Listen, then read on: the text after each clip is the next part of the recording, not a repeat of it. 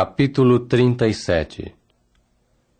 E Jacó continuou a morar na terra das residências como forasteiro de seu pai, na terra de Canaã. Esta é a história de Jacó. José, aos 17 anos de idade, estava zelando as ovelhas com seus irmãos, no meio do rebanho, e sendo apenas rapaz, estava com os filhos de Bila e os filhos de Zilpa, esposas de seu pai. José trouxe então um relato mau sobre eles a seu pai. E Israel amava José mais do que a todos os seus outros filhos, porque era o filho da sua velhice.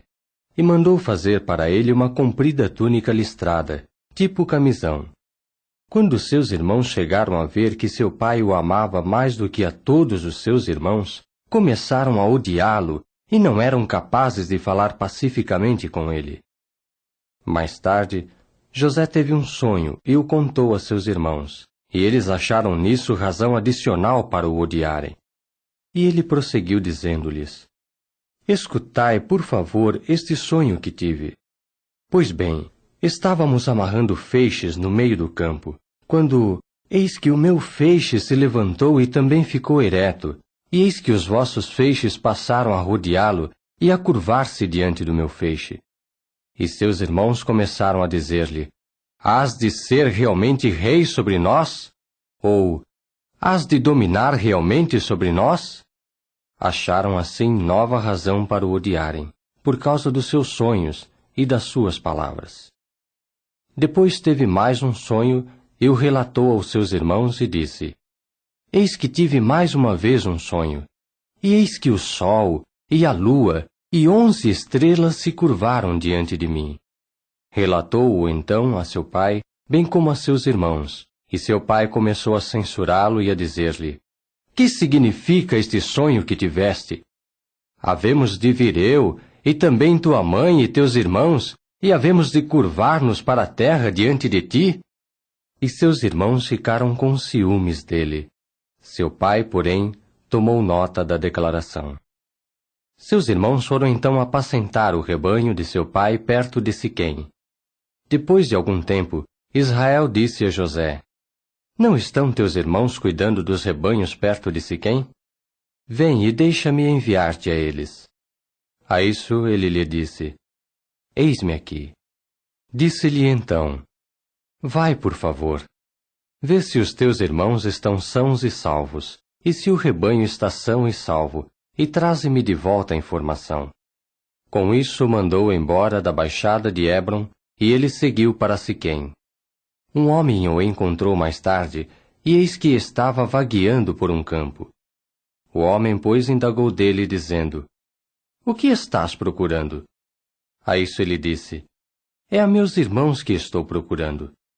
Informa-me, por favor, onde estão cuidando dos rebanhos? E o homem continuou: Partiram daqui, pois os ouvi dizer: Vamos a Dotã.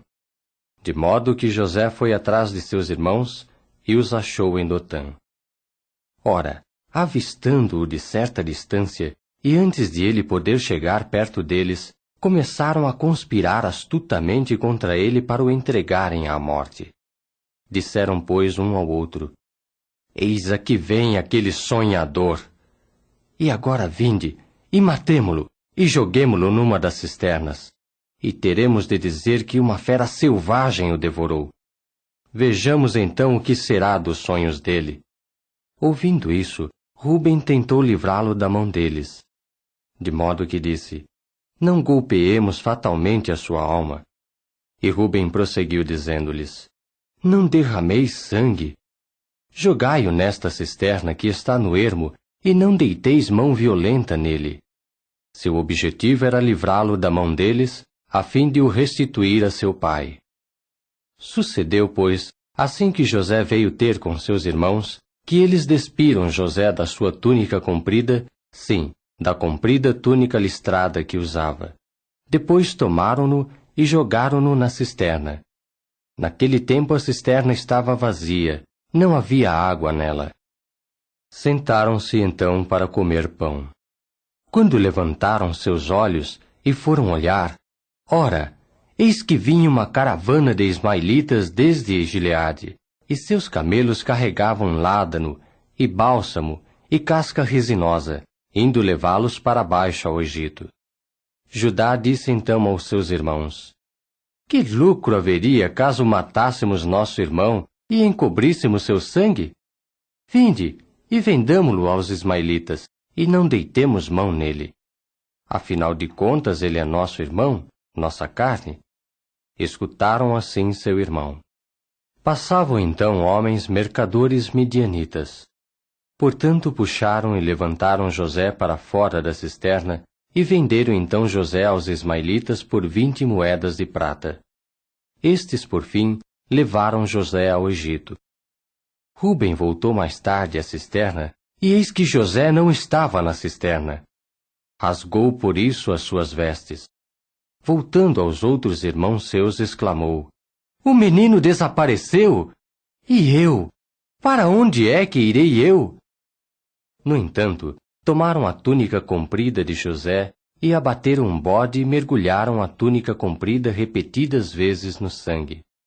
Depois enviaram a comprida túnica listrada e a fizeram levar a seu pai, e disseram: Isto é o que encontramos. Examina, por favor, se é a túnica comprida de teu filho ou não.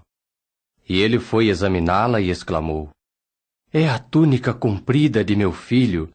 Uma fera selvagem deve tê-lo devorado. José está certamente dilacerado. Nisso Jacó rasgou as suas capas e pôs serapilheira em volta dos quadris e pranteou muitos dias pelo seu filho.